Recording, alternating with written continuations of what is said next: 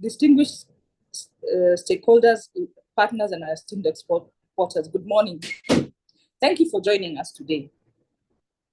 It's my pleasure to welcome you to this important webinar, where we are unveiling a transformative initiative to strengthen Kenya's global trade competitiveness through strategic warehousing in the US, in the DRC, and in the UAE.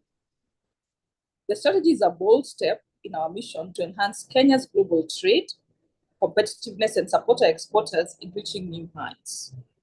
Ladies and gentlemen, as global markets evolve, so must our approach to enhance market access in key target markets.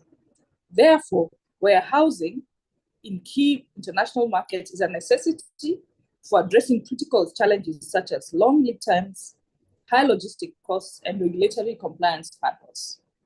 We have selected 3 markets, that is the USA, the DRC, the UAE, due to their strategic importance.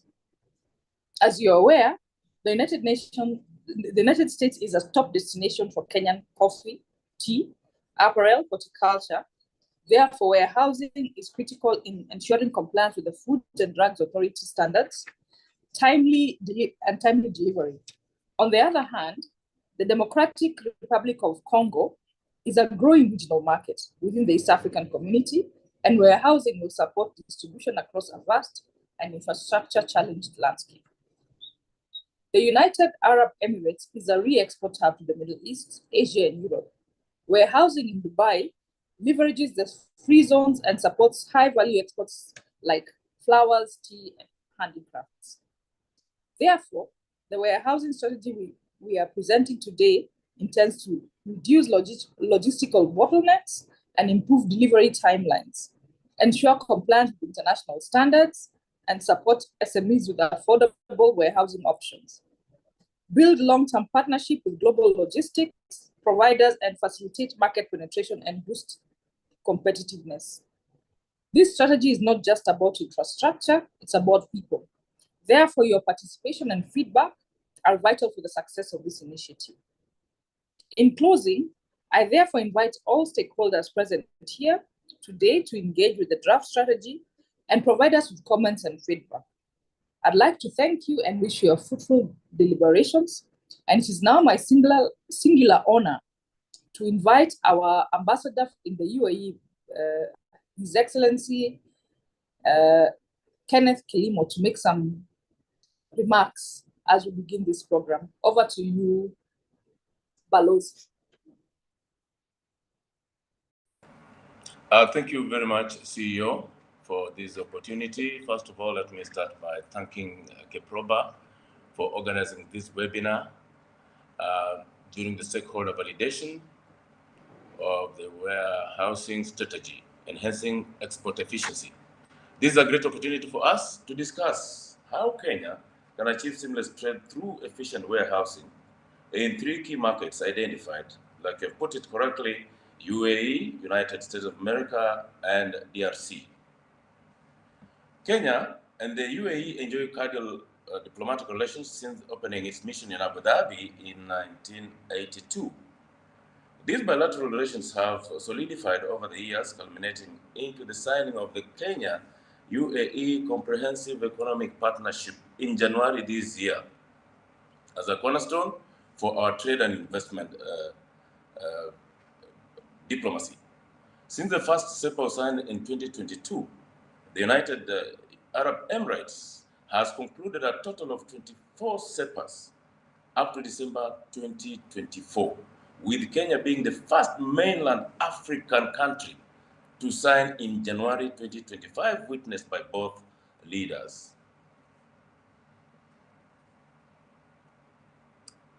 Additionally, over 23 bilateral instruments, among them trade and investment agreements and MOU frameworks, have been signed between Kenya and UAE to facilitate trade of goods and services, exchange of information and data on investment opportunities. In a bid to bridge the trade deficits, SEPA therefore offers Kenya great access to UAE's lucrative markets as a re-export hub and a platform for increased exports of agricultural and manufactured goods. The agreement also opens up opportunities for Kenya businesses to engage UAE's thriving services sector, such as one, trade facilitation. It reduces trade barriers, lowers tariffs, and boosts market access for goods and services between the two countries. There will be also services, provision of enhanced cooperation in various service sectors such as finance, tourism, healthcare, and education. On matters investment, both countries aimed to increase investment in sectors such as agriculture, renewable energy, technology, and infrastructural development. In matters agriculture, Kenya expects to increase its agricultural exports, coffee, tea, flowers, etc., to the United Arab Emirates, which is a significant market for food imports. This webinar, therefore, comes at an opportune time as we seek to implement and reap the benefits of SEPA upon ratification by Parliament. We applaud Keproba in hosting this forum, building synergy with foreign missions to facilitate and promote Kenya's exports to enhance competitiveness and market visibility, thereby boosting Kenya's export potential. Thank you very much, Madam CEO.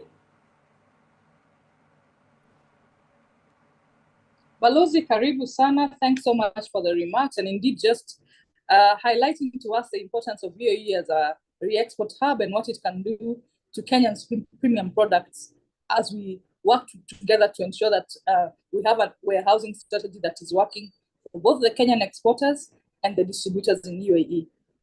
I'm also informed that with us we have His Excellency Mr. David Kerich, Kenya's ambassador to the USA. Karibu sana Balozi. I know it's quite early in America, and we are so humbled that you'll be able to join us for this webinar. I now want to take this time to invite you to make your remarks and share with us your thoughts on the same. Karibu sana Balozi. Thank you very much, Madam CEO. First of all, I want to say good morning. It's true, Madam CEO, this is quite early in the morning here. It's now, I joined this webinar at 2:30 in the morning. We had to wake up from sleep, but this is a very important discussion. First and foremost, I really wish to thank Keproba for organizing this kind of meeting, because the issue of strategic warehousing is really very important. As you know, here in the US, Kenya and US have enjoyed cordial relations, for the last 60 years, and we have had cordial trade relations, and we have been having, trade and export of goods and services. And by last year, 2024, the total amount of goods exported to the US stood at 663 million US dollars. Making it one of the highest destination. Actually, it is the #1 destination of goods and services, especially goods from Kenya. Madam CEO, what the kind of goods that we have been exporting to this country is apparel and textiles. We've been exporting coffee and tea, minerals, especially titanium, and cut flowers. Under the AGOA arrangement, we have been bringing apparel and textiles and coffee and tea. And as you know, AGOA is an agreement that is championing for trade between sub-Saharan African countries, Kenya being one of them, and the US. To put you up to speed, AGOA is set to expire in September. And we are not very sure whether it will be renewed or not, but we are not taking any chances. We have had discussions with the US government, and there have been a series of discussions with a view to signing an FTA, free trade agreement. And I'm happy to report that as soon as this morning, we have had discussions with the USTR of the US government, and there are possibilities that very soon we are going to sign a bilateral trade agreement between Kenya and the US. I thought this is important for you to know, that we are pushing and ensuring that Kenya is on tops on the issue of trade to this country. Now, on the issue of strategic warehousing, it is true that the issue of warehousing has been a challenge to our traders. We have been involved with the negotiations with the Kenyan traders and also business people here in the US, and the challenge has always been maintaining a consistent flow of goods. Some of them are small traders, and it has always been a challenge bringing especially things like coffee from Kenya to this country. You know, these are small traders. They have to bring, and when the order lapses, the supply lapses, they have to again wait for some period of time for the goods to come from Kenya. But when we will be having a consistent and we'll be having good warehousing here in strategic areas. And as you know, this country is vast. We have places like, you know, the west of this country, the south, the Midwest. There are areas which I believe if we put warehousing in strategic areas in this country, the business between US and this country, between Kenya and US will be smooth. We will be having goods near to the customers.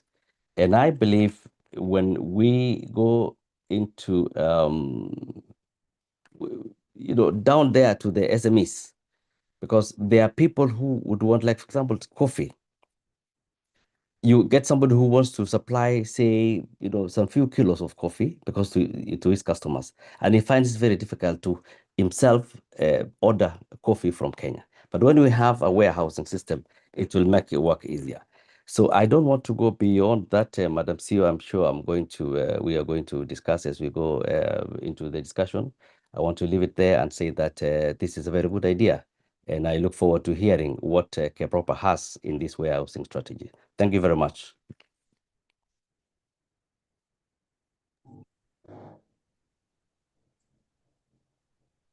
Balozi, asante sana for your remarks, and especially just putting it into context for the small and medium-sized exporter, the challenges that they would face and how warehousing can be such an intervention that will allow them smoother access into the market, and with the result of this, of smooth access into the market, consistent purchasing, and as well, we are looking at growth of exports as a result thereof. So asante sana Balozi, we thank you. We thank you so much.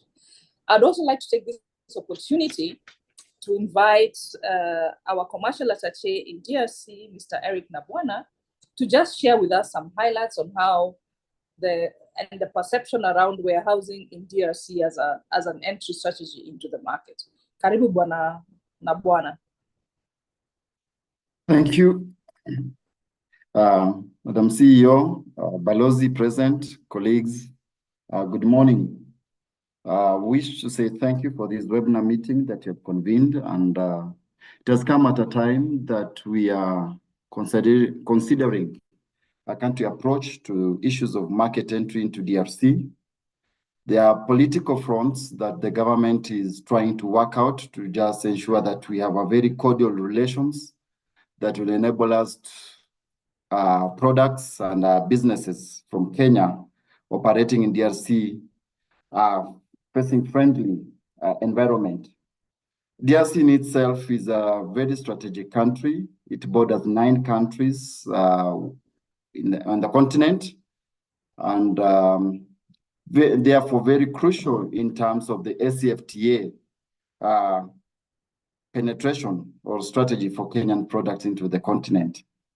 For the last 2 years, we have had very stiff competition in terms of products from the neighboring countries, Uganda, Tanzania.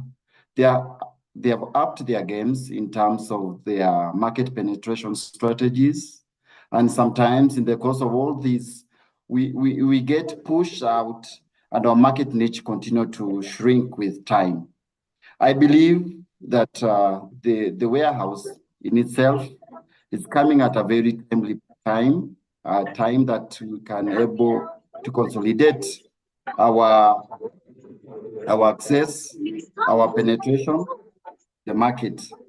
I wish to just point out a few things that you understand that DRC is undergoing a political crisis movement. There's some noise. Hello? Hello? Yeah. I just wish to point out that DRC at the moment is undergoing some political crisis. And this political crisis is something that cyclically happens in DRC. But even as we are facing these challenges, countries and even business people are still foraging into DRC market. And we believe that once the political crisis is being solved, then we shall be able to have that good business operating environment for businesses to thrive. At the moment, we feel that we cannot ignore DRC. We cannot ignore DRC in the face of political crisis. What we need to do, and this warehouse strategy gives us an opportunity to see how we can have established partnership with businesses within DRC, with distributors within DRCs. And in this case, we are focusing on Congolese who are doing distributorship, and they are established their channels of supply within the country. It's a very complicated country, but I believe with this strategy, with a first out approach in terms of penetration, in terms of access and establishment of the warehouse, then we shall have solidify our approach in the market. One thing that the government is doing again, we have signed a comprehensive, we have signed a general cooperation agreement with DRC in 2021, and we are pursuing from a political front to have a JCC signed with DRC. We believe that enhancing our bilateral engagement and relations, we shall be able to address the systemic challenges that may confront us even as we set out our warehouses. I believe this is a timely strategy, and I look forward to participate and share more experience about DRC and how best we can have a country approach for DRC, a country strategy for DRC that can make it workable and practicable. Thank you very much, Madam CEO. Asante.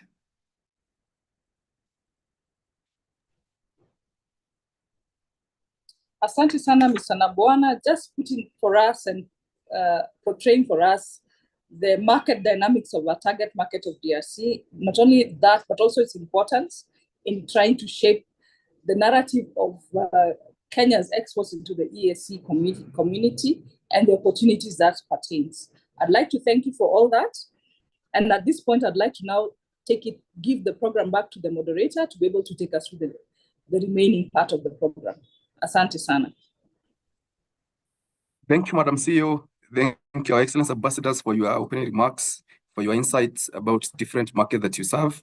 We really appreciate. In terms of the next agenda in the program, we shall have presentations from our technical teams, but just before that, I just want to encourage our participants to put the company names on the chat as well as any questions that you may have at this point.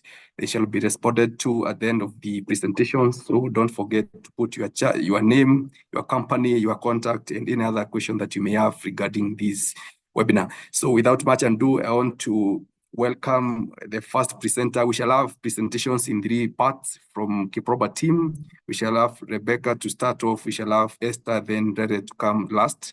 So allow me to invite Rebecca to take us through the first part of the presentations. Welcome, Madam Rebecca.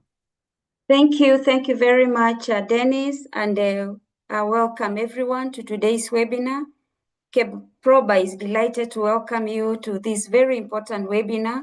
I'll be walking you through the key components of the warehousing strategy, which is designed to enhance Kenya's export footprint in the USA, DRC, and the UAE.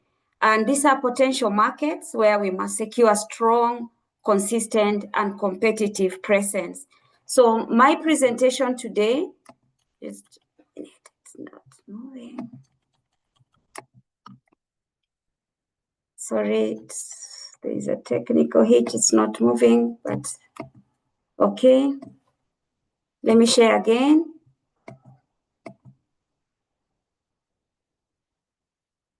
Sorry about that.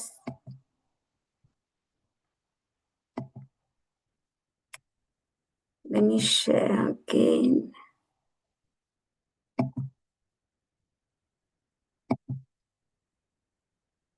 Can you see my screen, Dennis? Rebecca, we can see your screen. You are at the slide. I think the slide on introduction. I think that's where we can what we can see from our head. Okay, thank you about that. Okay, so I don't know why it's not moving from my end. Let me stop sharing and share again.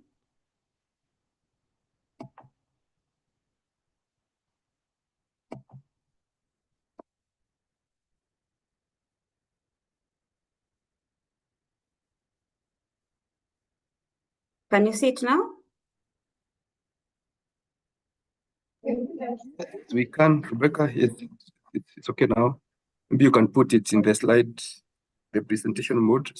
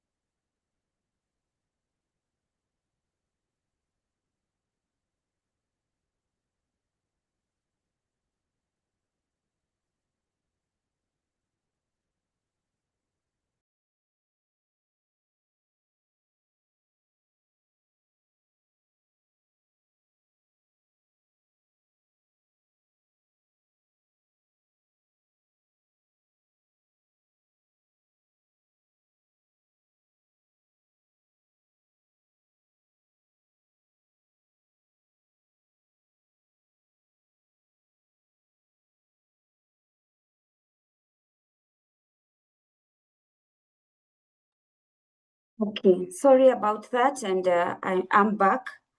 Let me start with my presentation. Will cover the introduction, the background, the problem statement, the objectives, and the Kenya's export profile. So for the introduction, warehousing is no longer just a storage location, as has been said by our ambassadors. It has evolved into a powerful strategic enabler, and we are seeing warehousing as a critical component of modern export logistics. And it also bridges the supply chain gaps. Through warehousing, we will be able to support Kenya's export growth under Vision 2030 and the National Export Development Strategy, which will place Kenya in a stronger position to compete and scale in a global market. When well positioned, a warehouse becomes a trade gateway, enabling businesses to respond quickly to market demand and meet buyer expectations and expand e-commerce and retail distribution. So what is the background of all this, and why are we talking about warehousing in these key markets? And shortly we will be talking about why those three markets. There has been a supply chain inefficiencies, which is, of course, a problem. And we see our exporters facing high freight and last-minute delivery costs. There has been delays, of course, in meeting what the customers are looking for in those markets, and challenges fulfilling orders on time.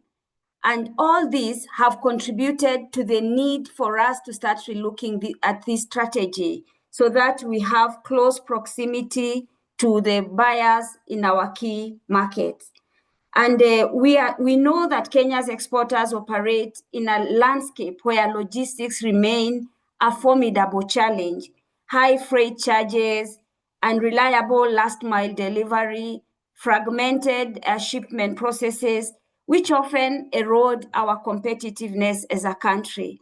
And without the support of well-positioned strategic warehousing, we lose key opportunities.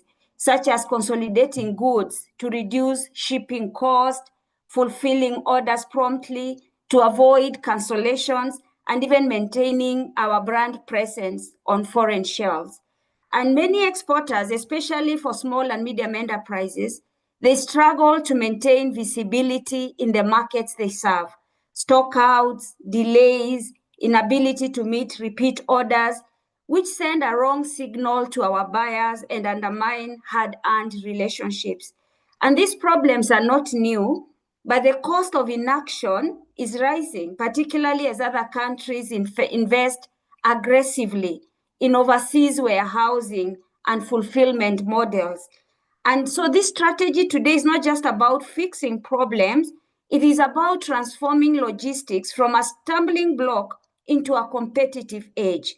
And the time is ripe for Kenya to adapt an innovative approach and give our exporters the operational background they need to thrive internationally. And so this summarizes our problem statement. As I have said, these points, the exporters, they face high freight and last mile delivery, frequent shipment delays, weak local presence, which contribute to us being unable to meet our orders and increase our exports and increase our market share in those markets. So what is the objective then of this strategy? What are we trying to achieve as a country? We want to establish efficient in-market storage for timely delivery. We also want to support our SMEs to access foreign markets affordably. We want to be able to increase buyer confidence with consistent product availability. And we want to be able to enable e-commerce fulfillment and also local B2B distribution. And overall, we want to strengthen Kenya's brand presence and customer responsiveness. Our objectives, as you have seen, are both deliberate and very transformative. We are not simply building warehouses as such. We are establishing gateways to opportunity. And these hubs will eliminate the unpredictability our exporters face when dealing with overseas logistics. SMEs often are the most vulnerable to freight shocks, and they will gain new power to serve markets affordably. And when we talk about warehousing, we are talking also about fulfillment centers, which will make Kenya very visible, very present, and ready, even for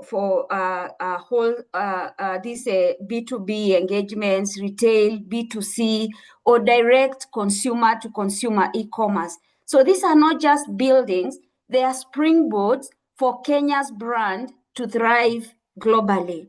Now, I want to give us, after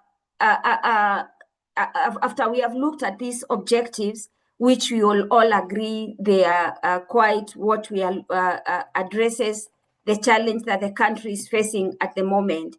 What is Kenya's export profile? So that we have an overview for us to see the need for warehousing. When we look at the three markets we are talking about, and even beyond those three markets, Kenya exports high demand products like tea, coffee, flowers, horticulture, leather, crafts, and increasing exports of value-added goods like textiles or processed foods or handmade beauty products. This is Kenya's profile, which is very real. And we have trade linkages. Kenya has very amazing trade linkages. When we talk of the USA, we are talking about AGOA. When we talk of the UAE, we are talking about SEPA and the CFTA for Africa. And this gives us an opportunity to use warehousing to deepen market penetration, especially for our small and medium enterprises. So Kenya's export profile is vibrant and it is also evolving. We are recognized globally for our premium products like tea, coffee, cut flowers, but that is only part of the story. We are steadily shifting towards value addition in sectors like textiles, processed foods, leather, and even handmade products. So trade agreements like as I have mentioned, like AGOA, SEPA, ACFTA, they give us the keys to the door. But market success depends on how well we walk through it. Without physical presence in those markets, even the best trade terms can fall short. So our exports must arrive on time, they must arrive in full, they must arrive in optimal condition. So warehousing brings us closer to the buyer, it cuts fulfillment times and even helps our SMEs to compete with global brands. So it is the infrastructure that turns market opportunities into market share. So now the question comes, why these three markets? And that's where now Esther, our second presenter, will be coming in to take us through the next session. I want to appreciate you for your time and your attentiveness, and please put any questions you might have on the chat and our team will do our best to respond. Thank you.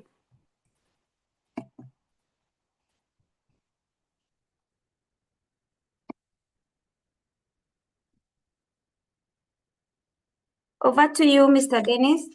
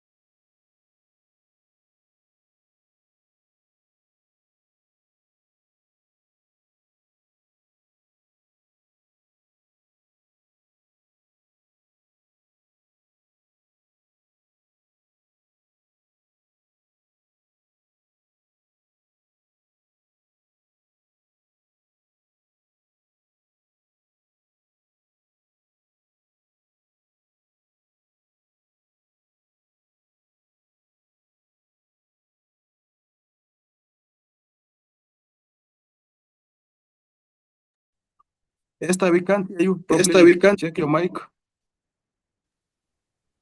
Oh, good morning, everyone. Good morning, Dennis. I believe you can hear me. Yeah, it's okay now. You can carry on. Thank you. Thank you, Rebecca, for opening the session for us as we continue to discuss our draft warehousing strategy. And I'll pick it up from where you left off, where you mentioned why we are targeting the markets US, DRC, and the UAE, the rationale for this warehousing strategy that we are presenting today to our stakeholders, and how we are looking to access this market specifically. So taking a look at each of the proposed markets that we are looking to target with our products. To continue.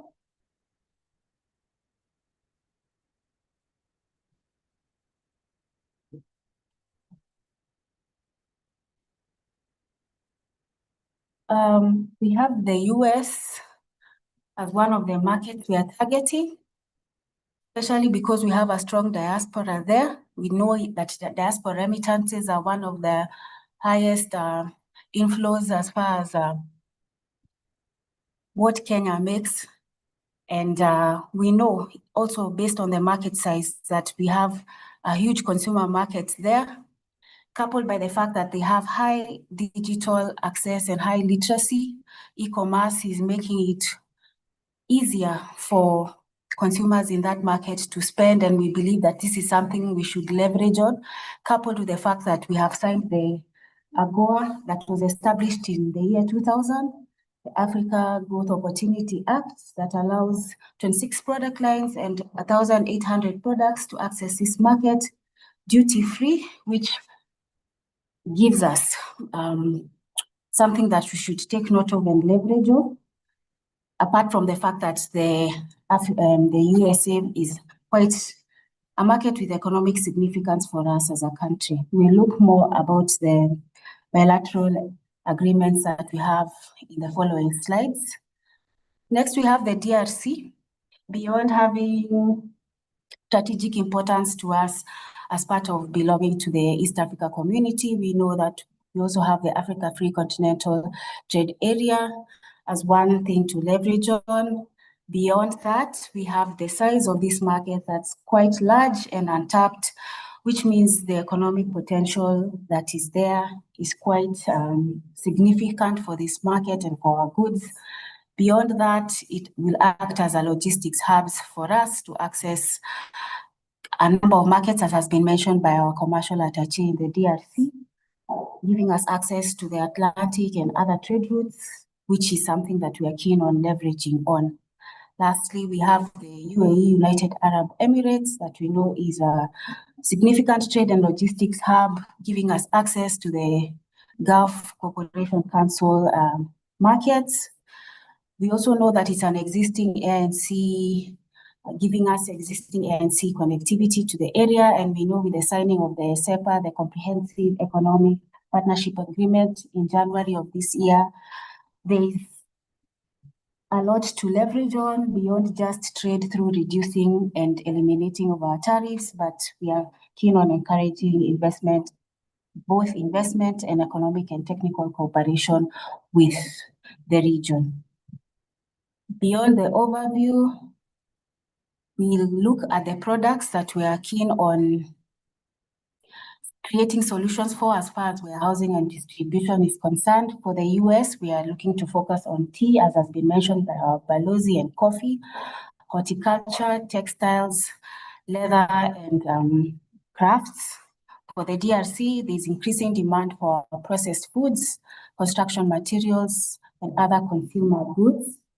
And for the UAE, being that it's a regional hub and a re-export market for our products, we have horticulture, meat, tea, coffee, handicrafts, and so on. So the rationale for why we are looking to present this document and having it adopted by our stakeholders is we believe that the strategy will help create a solution as far as market proximity is concerned. And we know that once we increase this proximity through warehousing distribution, we'll be able to reduce lead times. And we believe this will increase our responsiveness, especially in a day and age where customers are very sensitive, and every other company and every other country is looking to be more customer-centric. So by reducing our lead times and coming closer to our target customers, we will be ahead of our competition. Beyond that, we believe that a comprehensive warehousing strategy and its implementation will ensure cost optimization through the consolidation of shipments. So through in-market storage, we believe that we'll be able to minimize costs for Kenya. And once logistics costs are reduced and efficiency and effectiveness is improved, this will be a win for us. And lastly, when it comes to implementing of this warehousing strategy, it will lead to quality assurance and improved market competitiveness. So the implementation of distribution hubs and supporting just-in-time delivery will see to it that we are in a better position and we are competing better when it comes to ensuring our products reach the market in good time. So when we look at each market, Beginning with the USA, as had been mentioned, this market is of economic significance to us, and this presents huge potential, especially when it comes to talking about leveraging of the African Growth Opportunity Act.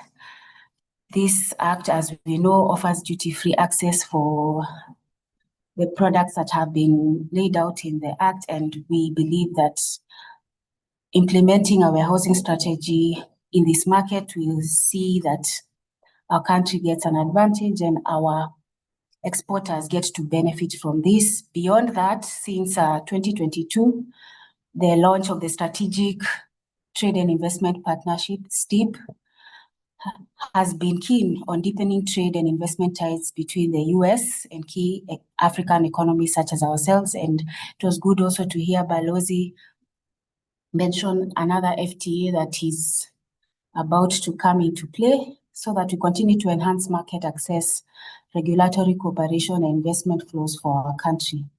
Beyond that, we have the adoption of the Warehousing Management Systems, WMS, in the US, which is also keen on enhancing supply chain visibility, inventory accuracy, and operational efficiency for the market, maintaining competitiveness, which is keen in our time and era as we are in. We know that the optimization of space utilization and the enhancement of order fulfillment is quite key when it comes to warehouse operation, and streamlining and optimizing our operations as far as getting the goods to market is concerned. For the DRC, this market goes without mentioning is of strategic importance to us as far as positioning and participating in regional trade agreements such as the AFCFTA and the EAC, which goes into facilitating broader market access for Kenya and the reduction of tariff barriers across Africa. Beyond that, we have growing partnerships with regional and international logistics providers. Daily, we see the private sector is leading as far as having a presence in this market is concerned in order to improve DRC's capacity to handle cross-border trade and ensuring better connectivity and reduced transit times for Kenyan exporters looking to grow in this market. For the UAE, we know that this market is of significance as it serves as a critical gateway to the GCC region, offering a centralized hub for the exports and distribution across the Middle East and beyond. We know that they implement free zone warehousing infrastructure, which offers tax and legal frameworks that improve the business environment for those who are looking to target those markets. And therefore, coupled with smart logistic solutions and high levels of efficiency, exporters who are targeting these markets and their neighbors are able to have real-time tracking and streamlined customs procedures, which helps them to serve their customers better.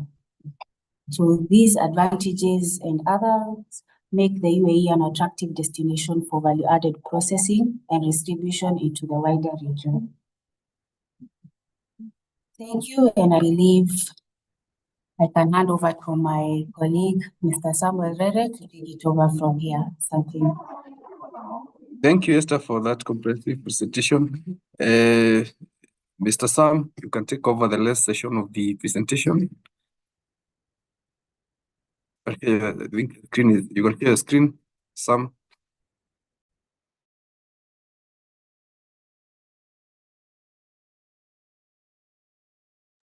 Yes, Dennis, good morning. Can you hear me now? Yes, Sam, we can hear you. Your slides are also up. You can put them in the slide mode, then you can take over. Thank you very much. Thank you. Thank you for presenters that came in earlier. I shall take us through these three short discussions. First is having understood and agreed and accepted that this could be a very appropriate approach in terms of market presence and making sure that Kenyan products enter these markets that are significantly gain market share.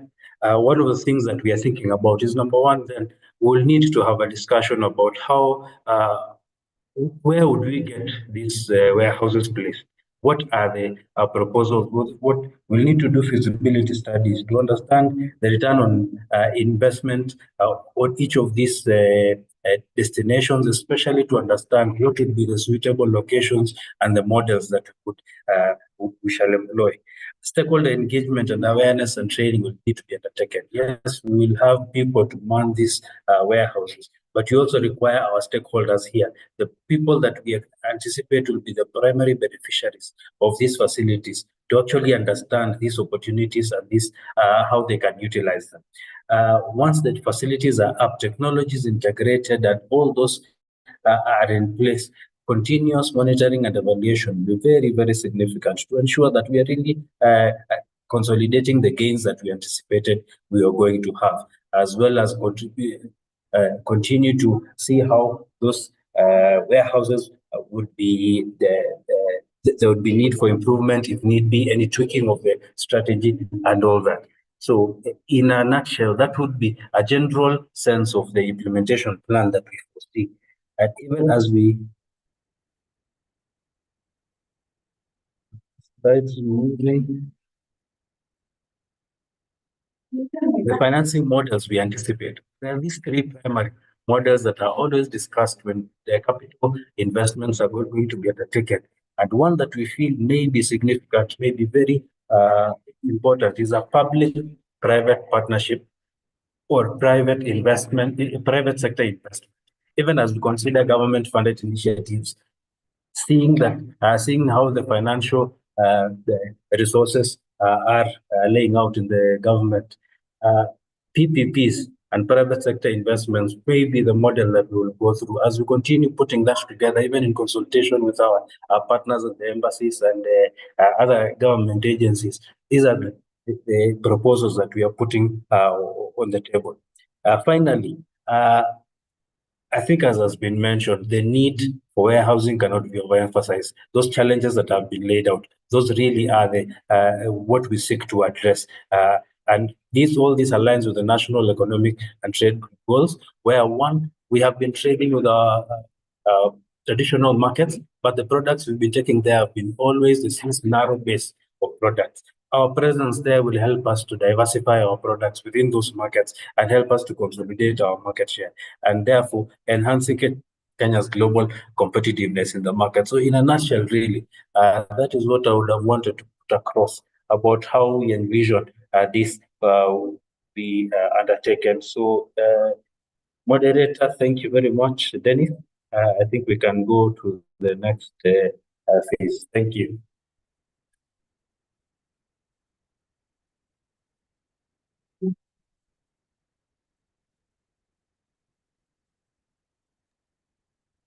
Dennis, can you hear me? I can hear you. You are done. Yes, Thank yes. you, Sam. Thank you. You're done. Thank you for that. Thank you for your presentation. The next agenda in the program was to have a presentation from Kentrade, whether they are on the call. They want to present on digital trade facilitation and the port community system in enhancing warehousing efficiency and export access. So I wish to invite Owoko from Kentrade to take us through the presentation. Then from there, we shall have a Q&A session. Then after that, we shall have the closing remarks.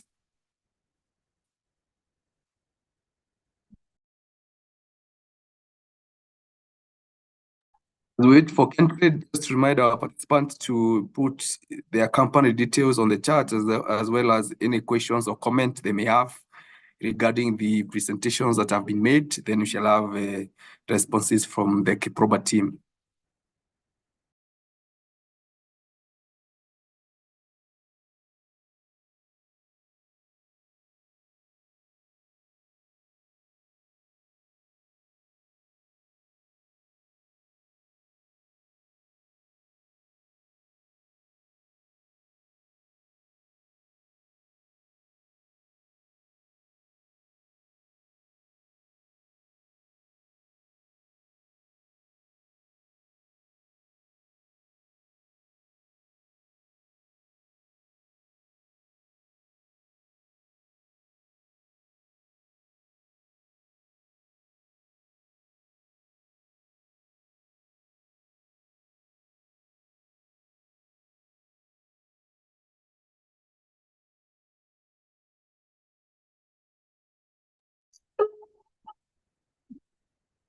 think we have challenges with the Kentrade person in joining. As we wait for that, probably we can invite questions or comments so that we can be able to have responses from our team. Maybe I can take on the chat the questions we have had so far.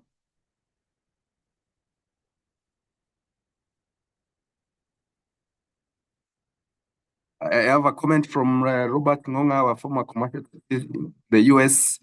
He appreciates the strategy and a few thoughts about us to consider the South Central region that encompasses Texas. Also, Robert also mentions about Texas is a state trades heavily with Kenya and serves as a port of largest seaport in US. Then also he recommends that we work with the federal institutions in the US like FDA, as well as Animal and Plant Inspection Service. Another comment from Robert is probably the issue of visibility study to guide on the model of operationalization of the warehouse strategy, whether it's public or private or an hybrid of both. Also, we have a comment on the role of institutions, Kiproba, the mission, private sector, and the other players in the US. We appreciate your comment, Robert, and I think our team will put into consideration those comments in the draft strategy. Then also we have Susan Ngatia, who was also appreciate the initiatives. And she mentioned about how to integrate with Kentrade and other GOK agencies in that space. Your comment is taken into account, and our team will be able to put those recommendations in the draft strategy.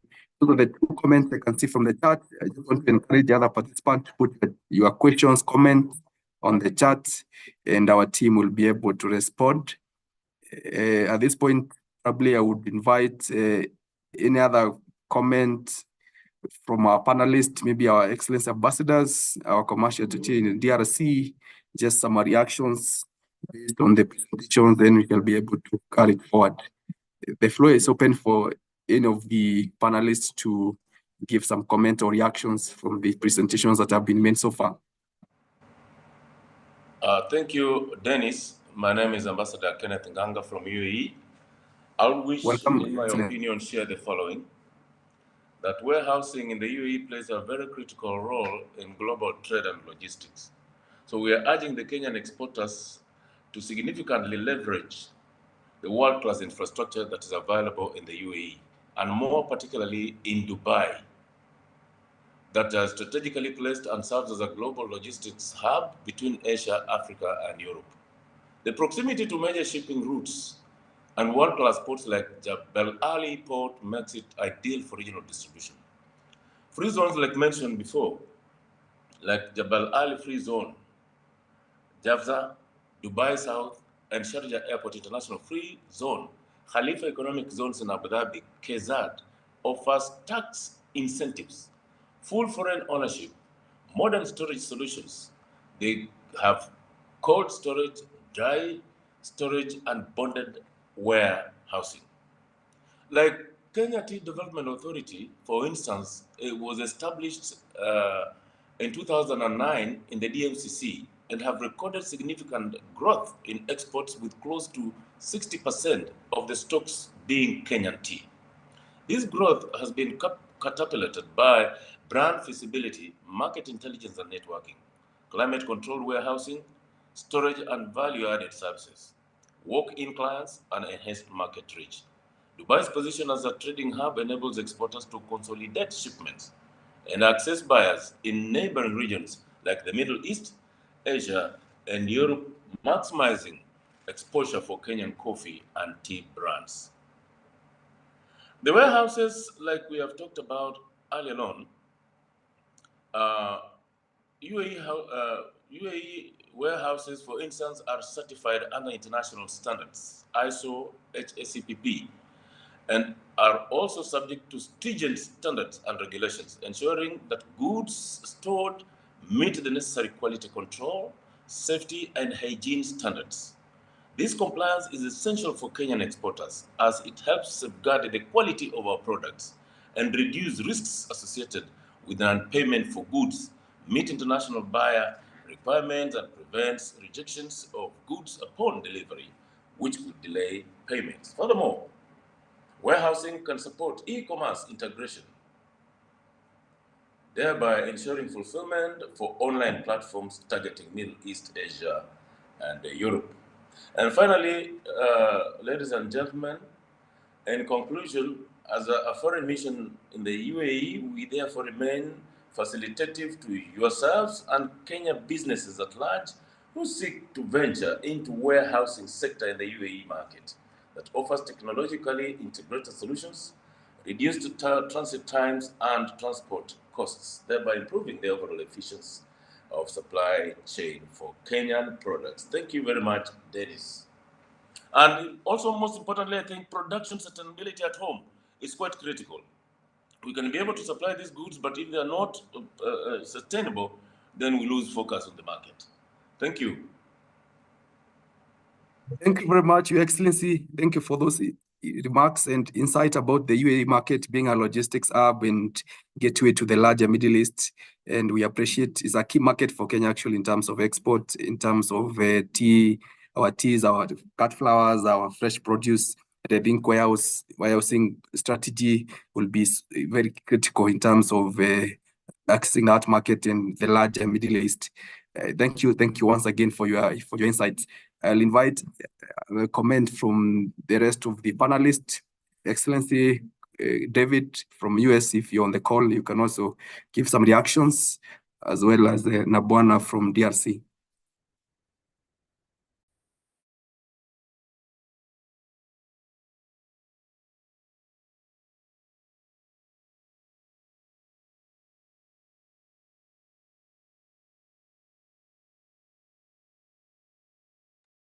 Maybe I can start with Eric. Eric, if you're on the call, probably. Oh, I think I can see Balozi is back. Welcome, Your Excellency. Yes, thank you very much, Dennis. First of all, I want to start by appreciating the contributions, and I think speaking from the US, I think this is a very exciting moment because, as I told you, US is a very vast country. We have a very strong diaspora business people here, Kenyans who are here trying to penetrate into the US market. And the issue of warehousing is key. It has been a subject of discussion every time. As I said before, most of them are not very major traders. These are small traders, there's SMEs, and they're dealing with, and they're quite a number, you know. So that issue of aggregating and putting in place warehousing in strategic areas. And Robert, our former, and I want to appreciate his input, our former trader at Taji, Robert Ngonga, mentioned about areas like the South, in Texas. Yes, Texas, we have New York, we have LA, we have Chicago. Those are areas, Atlanta. Those are areas where you when you go and put in this the logistics and the areas you may need to put in mind those suggestions to ensure that we have presence in strategic areas in the US. Now, the issue of presence is very important. It's also a way of branding our country.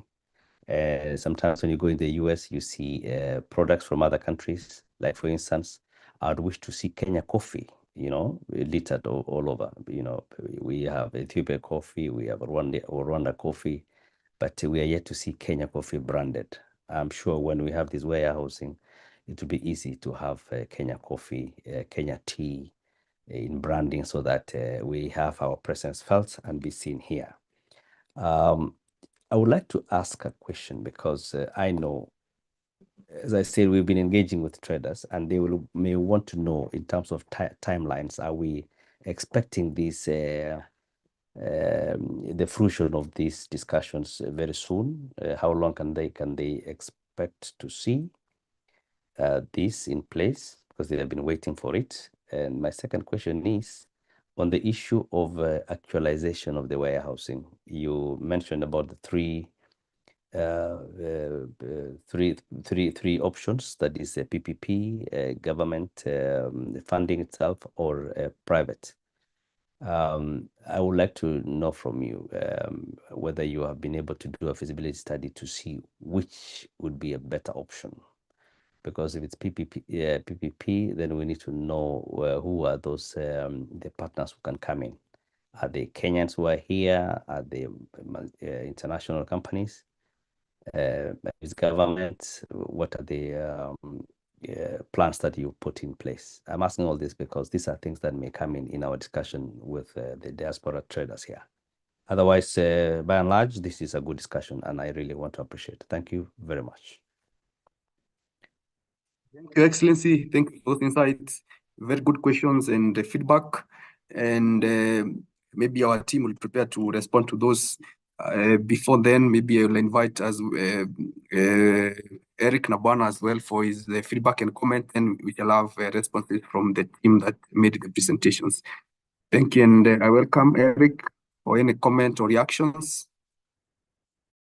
Thank you, Mr. Dennis, and also other presenters who have done a splendid job to make sure that we are able to understand where we are coming from and where we are going to. Also thank His Excellencies Balozis who are with us in the meeting. We are now also having an understanding of what exactly is happening in other countries. For DRC is a unique country. The vastness of the country in itself needs a very effective strategy to enhance, to ensure that we are able to penetrate the market.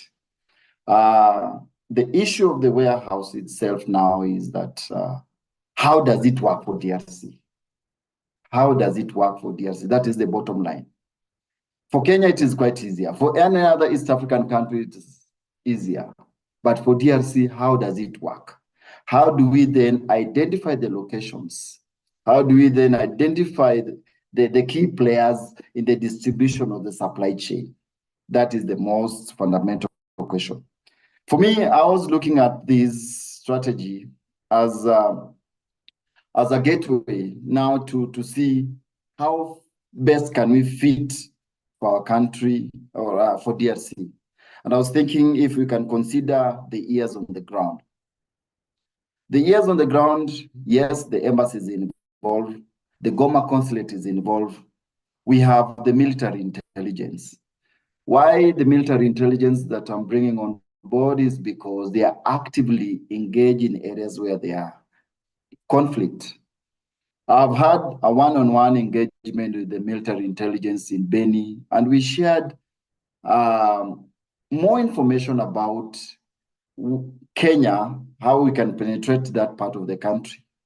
Because they are the boots on the ground, and they have a feel of who are the key stakeholders, who are the key players, and how we can involve them.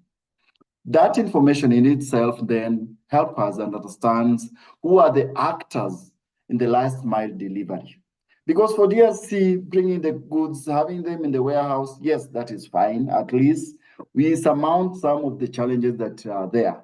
In fact, the infrastructural challenges that are existing.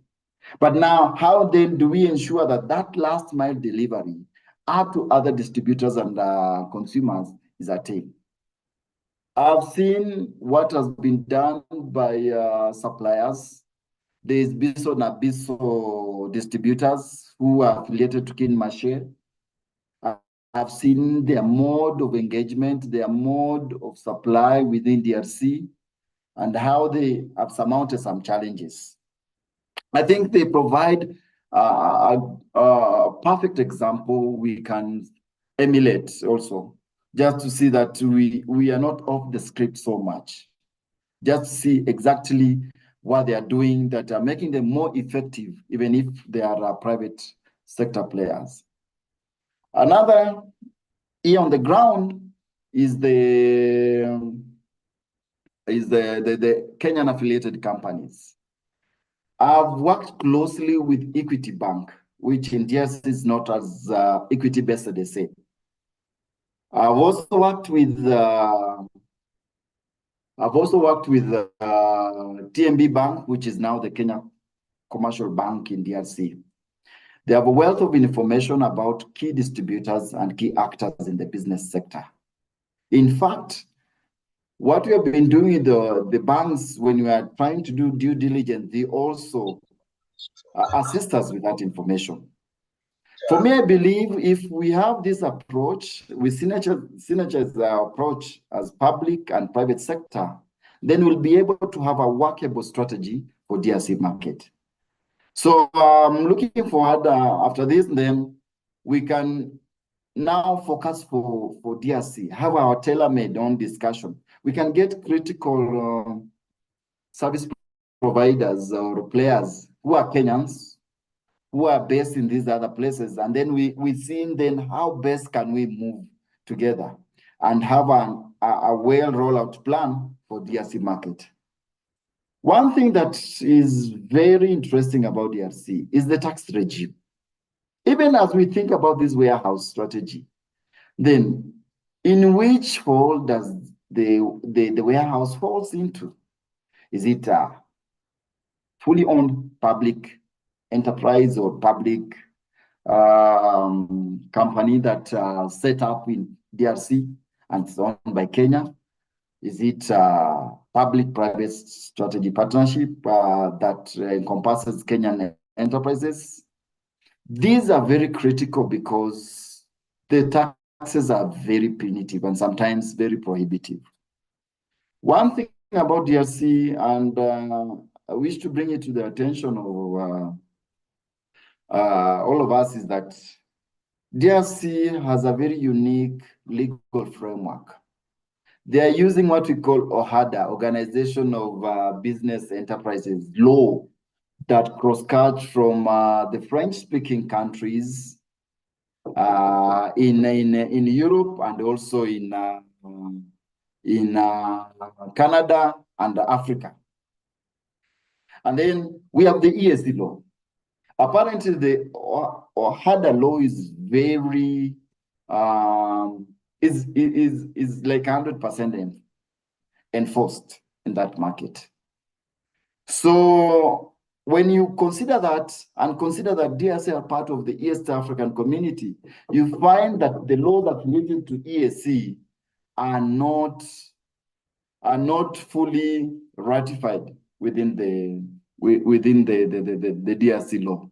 So I will really encourage that we pursue the line of the warehouse strategy in concurrence with the JCC, because if we deduce, if we have a leverage on the JCC bilateral relations, then it will make it easier for our warehouses to be enforced, to be established, and also operate legally within DRC. So for me, I look at that from that perspective, and I see this as a first step that now propel us to another level where now we can have deeper insights and understand the players on the ground and get a best fit approach for DRC market. Because one thing about the warehouse, and I've had discussions with some of my colleagues then, is how do we consider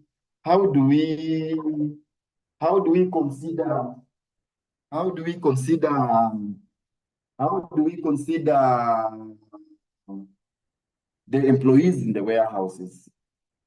How do we move with the employees in the warehouses? And then where do they fall? Are they employees in that native country? Are they employees from Kenya? And what are the ramifications in terms of taxations and everything else? These are the things that are very dynamic within DRC. But I believe once we consolidate our approach with all actors within DRC, then we'll be able to enhance our approach and have a workable strategy for DRC. Thank you, Dennis. I believe this is work in progress for DRC, and we'll see how best to improve and have a workable strategy for our country. Thank you so much. Back to you, Dennis. Thank you very much. Thank you very much, Eric, for those insights. I know DRC is a unique market from the rest of the EAC partners, and of course it's very vast. And of course you have laid a lot of facts about the market and why we need to have a targeted approach, which might be different from the rest of the market. And I think even Robert Ngong, our former attaché to the US, did mention about having a targeted approach for different markets, which may differ from one market to the rest. So I think we are alive to that fact. And as we have mentioned, is work in progress. This is the first of the many meetings we shall have to crystallize this idea and have a best way forward in terms of actualizing the strategy. And at this point now, I want to request Reret maybe to respond some of the questions that came through, some of the comments. And Ambassador David raised a few questions in terms of timelines, the actualization of options, the PPP, the government way, the private sector way, in terms of feasibility study, if it has been done or not, or there are plans to do one. So I just want to invite Sam to respond to some of those questions. Then we shall be able to move forward from there. Welcome, Sam. Thank you very much, Dennis. Thank you for this opportunity. Thank you for the good feedback that we have received. Balozi, we are very grateful for the positive comments. And Balozi Gerich, one of the things you mentioned, and one thing that has become very apparent to us, is that it is, in as much as we are looking at the three markets, it's not a one-size-fits-all. Every market will have its own unique strategy. And one of the things that we discussed and we are grappling with is to actually have some technical teams with the embassies to help us push through this conversation that is market specific. And that is one of the things that we are putting on the table as a suggested way forward, so that we have those direct engagements with your offices, with your technical team on ground, because you have a better understanding of the market scenario. And even as we push through, then as we seek to undertake the feasibility studies, probably in the next financial year, we can actually have these rich conversations with the technical teams that we seek to form with the embassies directly, so that it becomes a joint and an owned approach. So that is the suggestion that we'd like to put before as a suggested way forward, Balozi, here. And so the strategies would be market specific. I think, as has come out very clearly, every market is very unique in its own way. And that is the approach that we take. So in a nutshell, that is what I would say. Dennis, I've seen a comment by Kentrade as well. And I think it's good to also point out that we are also in discussion and having put this webinar together. Kentrade would have been able to share some thoughts about that. I don't know if they shall be able to, but we also have MDAs involved in this discussion, and they will also form part of the technical team. Thank you very much, Dennis. Thank you very much, Sam, for your comment and responses. I think in terms of timelines, Rhoda, you have responded to that probably. You mentioned about having in the next financial year. I think that would it mean to have the visibility study, or in terms of, so that we are a bit clear on timelines? Yes, with engagement with the embassies, yes, that is the proposal that we have next year, to actually ensure that we push through these feasibility studies and have clear, concrete direction on what each market, the approach each market would take. That is a suggestion.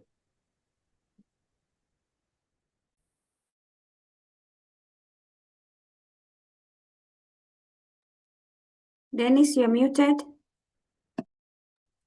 Oh, thank you very much for that, Sam. I was just mentioning that the next financial starts in 1 month's time.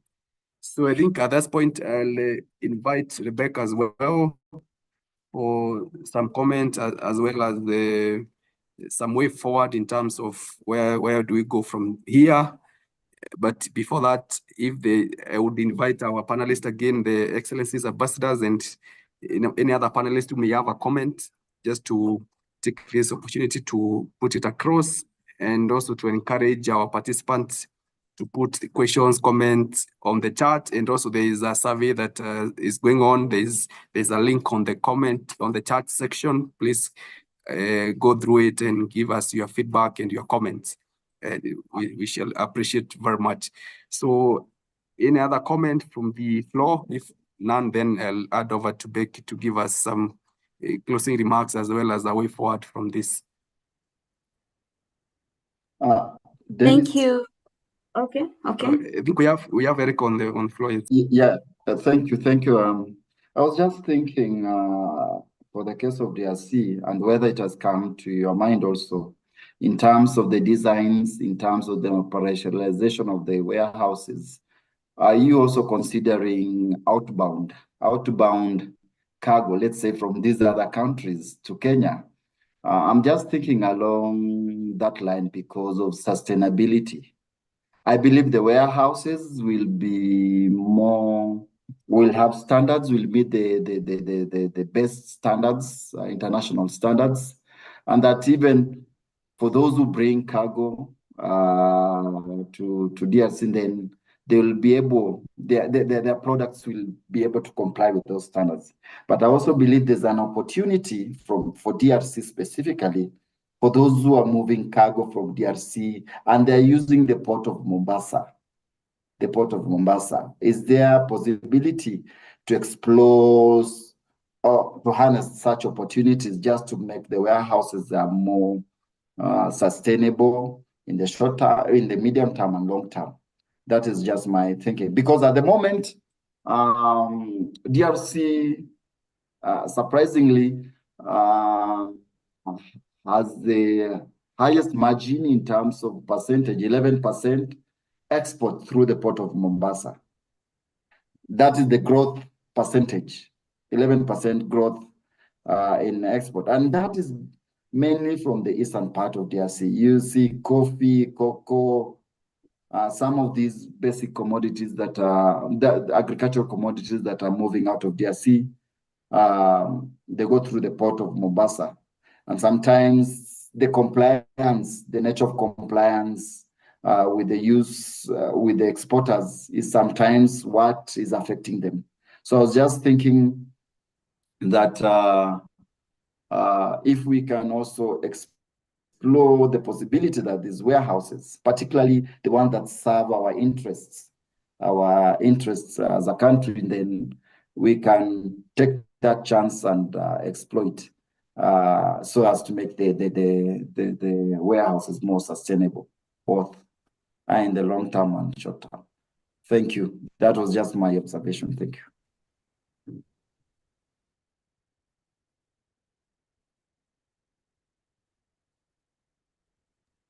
Dennis, you're still muted. Okay, thank you. Yes. Thank you, Eric, for those insights. I think the team will put into consideration your insight about the unique nature of DRC, and that I think will form part of the discussions the technical team will have with you at the mission, so that we have a very targeted and strategy for each of the markets. So I think, having said that, I want to, and also we have colleagues from Warehouse Receipt Systems Council. I just want to appreciate their presence. Madam CEO was to join, but I can't see her on the call. If she joins, she can also have a word. But at this point, I want to invite Rebecca just to give us a way forward in terms of where do you move from here, and that will be after that. Then we'll bring this to a close. Welcome, Rebecca. Thank you very, very much, Dennis, and thank you very much, everyone.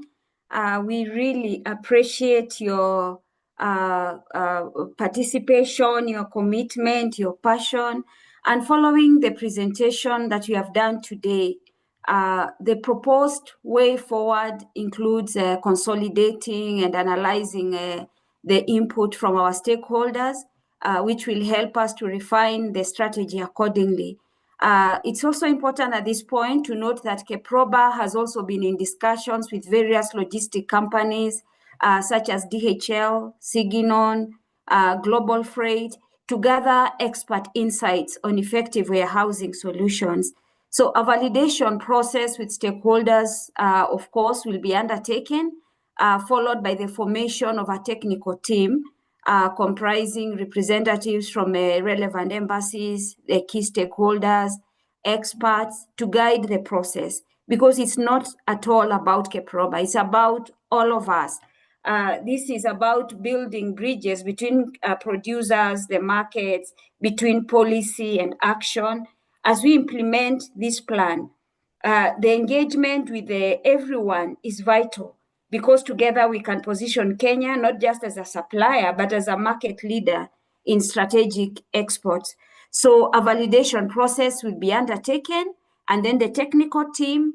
Additionally, a feasibility study is something which will be considered.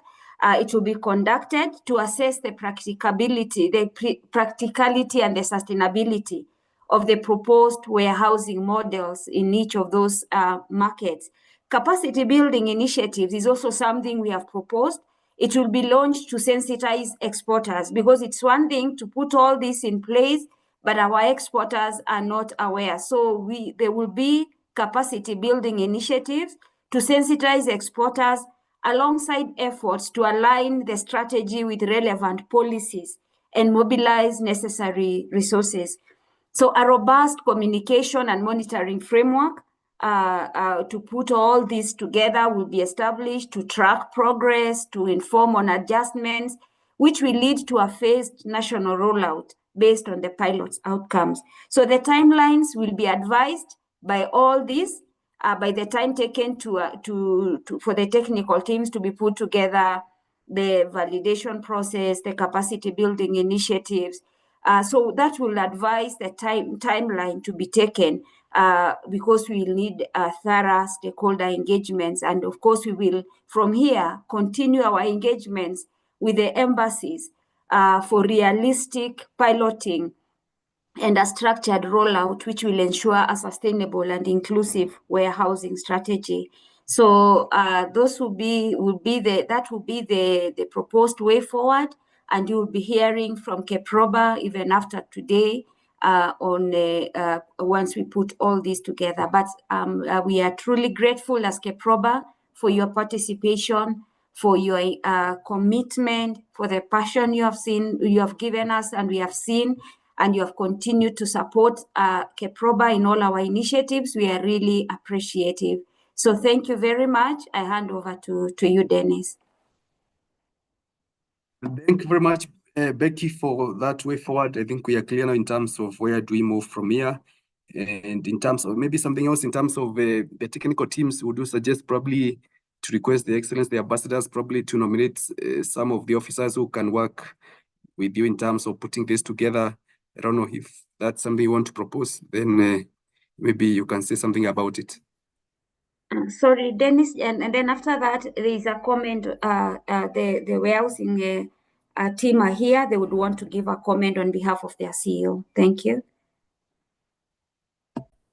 Thank you, Becky. Yes, the CEO Warehousing Receipt Council, if there's someone on the call, it's your time now to make comment on behalf of the CEO. Hello, good morning. Good morning, we can hear you. Yes, we can. So my name is Jackie Nedindo, in charge of legal at the Warehouse Receipt System Council. So this is a very timely discussion that we're having, because a lot of the stakeholders are requesting for, especially for commodities such as tea, coffee, are requesting for market proximity to be able to reach the emerging markets. So we are looking forward to the study and actualizing this, especially for the emerging markets on the continent, like the DRC. So and also now, because there's now the Africa commodities exchanges under the AFCFTA. So this would be, it would really help to trade within the continent and access those markets, while in those markets, and the warehouse receipt system would enable that trading in the exchanges across the continent. So we look forward to the next steps on this discussions. Thank you. Thank you very much for that. From Warehouse Receipt Systems Council, you are part of this process, and we shall be working with you to make sure that these strategies become a reality for those markets that we have targeted. So I think I'll add it back to Becky probably and ask her about whether you would want some nominations for technical teams from the embassies. Maybe Becky, you can give a comment on this, then from there we'll come to a close. Yes, that would be very much welcome if we could get nominations so that we can progress this discussion. Yes, please. Would want that through our CEO's office, and thank you for that.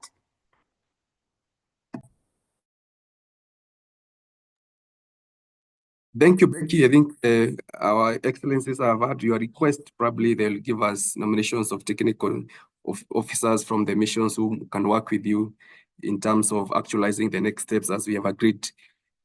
Having said that, I think that brings us to close of this webinar. Just to appreciate everybody for your time. I know for Balozi in US, it's quite early in the morning, 2 a.m. Thank you for sacrificing your sleep to join us on this call. We really appreciate. Thank you, Balozi from UAE. Kenneth, thank you, our chief from DRC for joining and your insightful comments. We really appreciate for your feedback, and we look forward to working together to make sure that these strategies are reality for those markets that we have discussed. So having said that, I think I want to bring this to a close, but before then, I'll invite Rebecca to say a closing prayer. And then after that, our guests and participants will be allowed to leave at their pleasure. Welcome back for our closing prayer. Thank you, Dennis. Jane, are you in? Okay, let us pray. Our Father and our God, we are grateful for your grace and your mercy. We are grateful for this far you have brought us. We have seen your goodness from the beginning of this day, even beginning of the webinar to the end. Thank you for the insights. Thank you for the feedback. Thank you for every participant.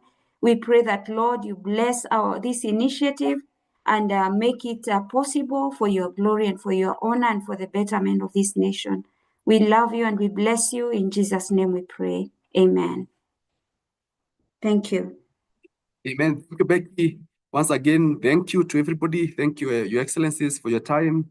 And wish you all a good morning, a good afternoon, wherever you're joining us from. This brings us to the close of this webinar. And thank you. You can leave at your own time.